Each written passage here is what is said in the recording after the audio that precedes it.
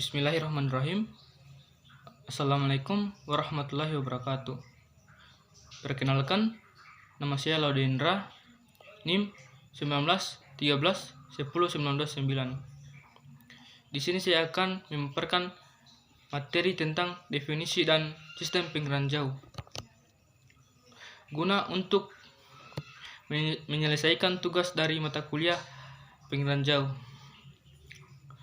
Langsung saja kita ke materinya, yaitu yang pertama, istilah pengiraan jauh sudah tak asing lagi bagi kita. Pada era modern ini, pengiraan jauh banyak memberikan peran dalam kehidupan masyarakat. Pernahkah kalian menggunakan Google Map atau Google Earth? Pernah menggunakan Google Maps dan Google Earth tanpa kita ketahui atau kita sadari bahwa kita telah menggunakan pengiraan jauh. Lalu, apa sih pengiraan jauh itu dan apa saja sistem yang digunakan dalam pengiraan jauh? Berikut adalah penjelasannya. Definisi pengiraan jauh. Menurut Lagrange, pengiraan jauh yaitu berbagai teknik yang dikembangkan untuk memperoleh dan analisis informasi tentang bumi.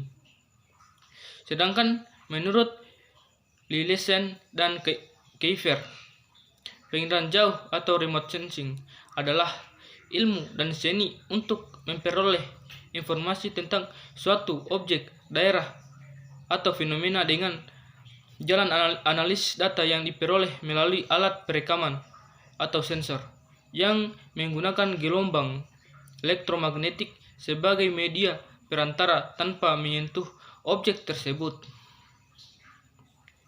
Berdasarkan pendapat para ahli di atas, dapat kita simpulkan bahwa pengiraan jauh adalah ilmu, seni, dan teknik untuk merekam suatu benda, gejala, dan area muka bumi yang dari jarak jauh tanpa kontak langsung dengan objek tersebut. Selanjutnya yaitu sistem pengiraan jauh. Coba kita perhatikan gambar di samping. Gambar ini menunjukkan sistem pengiraan jauh yang tersusun atas berbagai komponen sebagai suatu kesatuan sistem.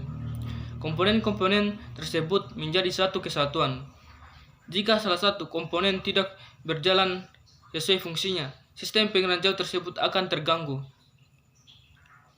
Nah, untuk memperoleh informasi, geosfer melalui pengiraan jauh didukung berbagai komponen.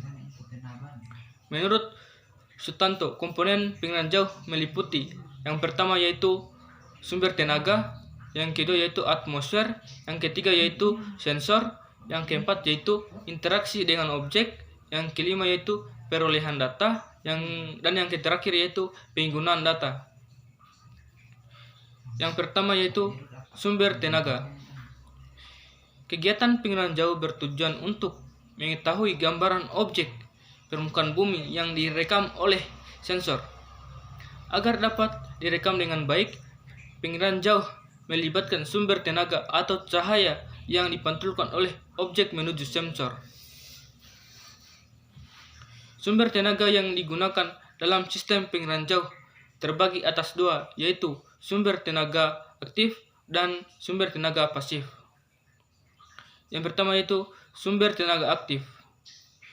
Sumber tenaga aktif menggunakan tenaga buatan manusia. Contohnya, cahaya buatan dari lampu blitz. Sistem aktif ini umumnya digunakan untuk perekaman objek malam hari. Yang kedua yaitu sistem tenaga pasif. Sistem tenaga pasif diperoleh dari sinar matahari sehingga membentuk sistem pasif. Untuk sistem pengiraan jauh yang mengandalkan sinar matahari, kualitas gambar yang didapatkan bergantung pada waktu penyinaran, kondisi cuaca, serta permukaan bumi yang memantulkan cahaya. Komponen yang kedua yaitu atmosfer. Atmosfer berfungsi meneruskan cahaya atau gelombang elektromagnetik sehingga objek dapat memantulkannya kembali. Wassalamualaikum warahmatullahi wabarakatuh. Atmosfer mempengaruhi panjang gelombang yang dipancarkan oleh sumber tenaga. Tak semua sumber yang dipancarkan dapat sampai ke objek permukaan bumi. Pengaruh atmosfer ini bersifat selektif terhadap panjangnya gelombang. Karena sifatnya yang selektif, maka terdapat istilah jendela atmosfer. Jendela atmosfer yaitu spektrum elektromagnetik yang dapat mencapai objek di permukaan bumi. Komponen yang ketiga yaitu sensor. Sensor adalah benda yang dapat digunakan untuk melacak, mendeteksi, dan merekam objek-objek di permukaan bumi dalam jangkauan tertentu. Sensor bekerja dengan cara merekam cahaya atau gelombang elektromagnetik yang dipantulkan oleh objek-objek di permukaan bumi. Alat yang digunakan untuk membawa alat sensor disebut wahana. Wahana yang digunakan seperti balon udara, pesawat terbang, dan satelit. Saat ini sudah dikembangkan perekam objek menggunakan pesawat kecil tanpa awak yang disebut atau dikenal dengan drone. Selanjutnya yaitu jenis sensor. Berdasarkan proses perekamannya, sensor dibagi atas dua yaitu yang pertama, sensor fotografik. Sensor fotografik merekam objek melalui proses kimiawi. Sensor ini akan menghasilkan foto. Sensor yang dipasang pada pesawat menghasilkan citra atau foto udara. Sedangkan sensor yang dipasang pada satelit menghasilkan citra satelit atau foto satelit. Yang kedua yaitu sensor elektromagnetik. Sensor elektromagnetik menggunakan tenaga elektrik dalam bentuk sinyal. Sinyal elektromagnetik ini dapat diperoleh menjadi data visual atau data digital dengan menggunakan komputer yang kemudian lebih dikenal dengan sebutan citra. Komponen yang keempat yaitu interaksi dengan objek. Objek adalah suatu yang menjadi sasaran dalam pengiraan jauh. Objek ini meliputi atmosfer, biosfer, dan litosfer. Setiap objek di bumi memiliki karakteristik tersendiri dalam memancarkan atau memantulkan tenaga ke sensor. Objek yang memantulkan cahaya akan terlihat gelap, sedangkan objek yang banyak menyerap cahaya akan terlihat lebih cerah. Nah, coba perhatikan gambar hasil foto udara di samping. Ada citra air dan tumbuhan terlihat lebih gelap. Ini karena air dan tumbuhan lebih banyak memantulkan cahaya dan sedikit menyerap cahaya sehingga pada citra akan lebih gelap. Sedangkan atap bangunan berupa pabrik dan bangunan akan terlihat lebih cerah.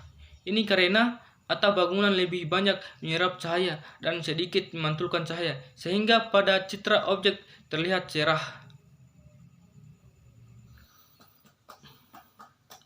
Yang kelima yaitu perolehan data.